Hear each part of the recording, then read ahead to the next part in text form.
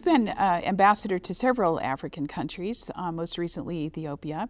How have these countries changed, and in particular Ethiopia, since your final days there in 1999? Well, that's an interesting question, and let me focus on Ethiopia because I get back there regularly. I was most recently in Ethiopia just a little over a year ago. I try to get out every year, every 18 months or so. By far, the biggest change in Ethiopia from my departure in 1999 has been the development that has taken place in the country, particularly of infrastructure.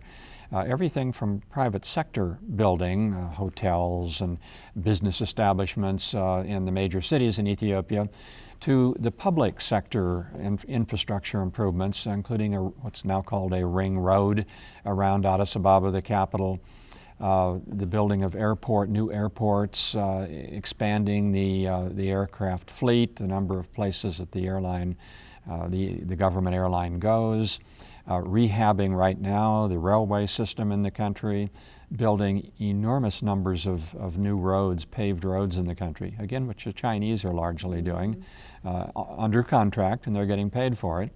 The building of dams. Ethiopia has built completed several large dams in Ethiopia since my departure, and now they're working on the Grand Renaissance Dam on the Blue Nile River near the Sudan border, which, when it is completed, will be Africa's largest dam. I say largest dam. I think it will be even larger than the Aswan High Dam. I could be mistaken on that. Maybe they're making an exception for the Aswan High Dam. But certainly, except for the Aswan High Dam, the largest dam in Africa, and will increase by an enormous quantity the amount of kilowattage that will be turned out in Ethiopia.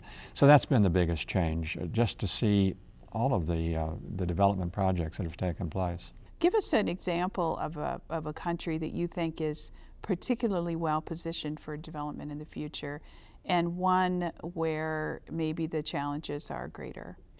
Yes, on the positive side, and there are a surprising number of African countries today that are doing well economically and politically, and it's important to underscore both of those because there are others that are doing well economically but have some political downsides. In terms of those that are doing well both economically and politically, I would highlight a country like Ghana, for example, doing surprisingly well economically. It's just received the added advantage of having discovered oil in the country, which will help the economy. Not a huge amount of oil, but nevertheless enough to make it significantly wealthier. Another country that's done very well both politically and economically is Botswana in southern Africa, smaller country, but it's done well from the very beginning. It's had democratic governments from the beginning. It's never had a coup, a country you don't hear much about because it hasn't had all the problems. And the American media likes to talk about problems in Africa. They don't want to talk about success stories. There are smaller countries that you almost never hear about that have been unusually successful.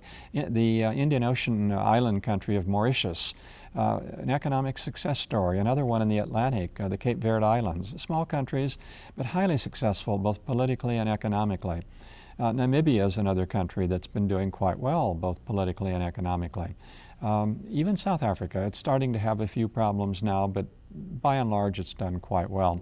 And I could go on and list easily a half a dozen other countries that would fall in this category.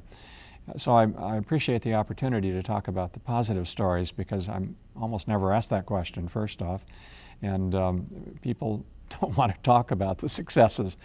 They don't seem to make the news. There obviously are countries that are not doing well in Africa today, and there are two. One is very much in the news, has been in the news in recent months.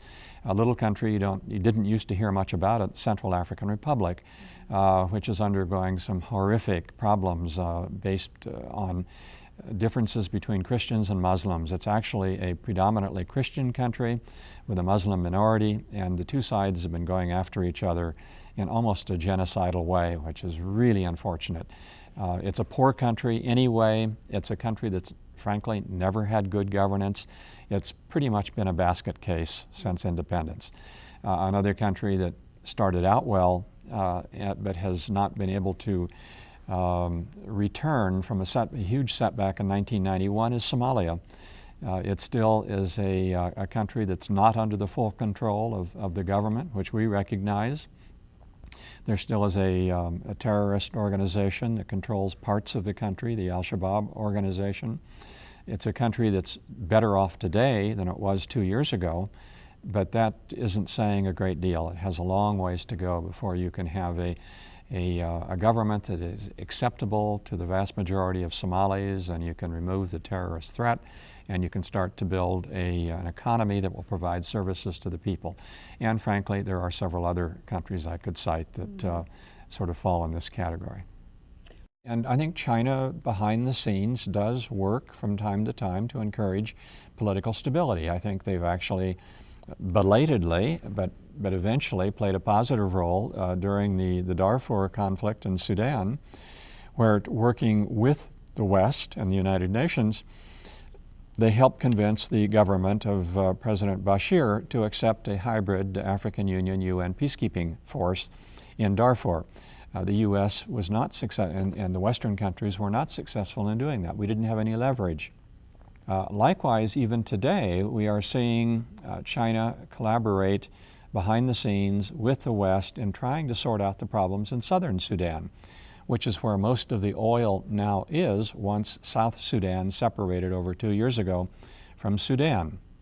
And I think it's fair to say that China is playing a positive role in that context. So there are areas where China will work, and sometimes in collaboration with Western countries, to try to ensure political stability in a location, particularly when they have interests at stake, in this case oil, in both South Sudan and Sudan.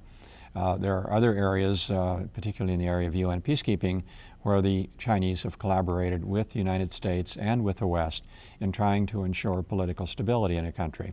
And Chinese peacekeepers are right now getting ready to move into Mali, which has been inflicted with all kinds of problems as a result of terrorist threats against the Malian government.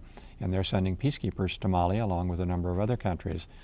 So they will play a political role, and it does tend to work in favor of political stability. They did the same thing in combating piracy in the Gulf of Aden, working independently, but working closely with Western and other countries. Mm-hmm. You're working on a book concerning the Gulen movement, which I think is based in Turkey, sort of a cultural, religious outreach. Talk to us a little bit about that. Well, the Gulen movement is a very interesting movement, and it's very much in the news right now because Fethullah Gulen, who is in exile in rural Pennsylvania, has been for more than 10 years, has a very strong following in Turkey of people who believe in his moderate Islamic principles, and that has sort of caught on, particularly among the business community in Turkey.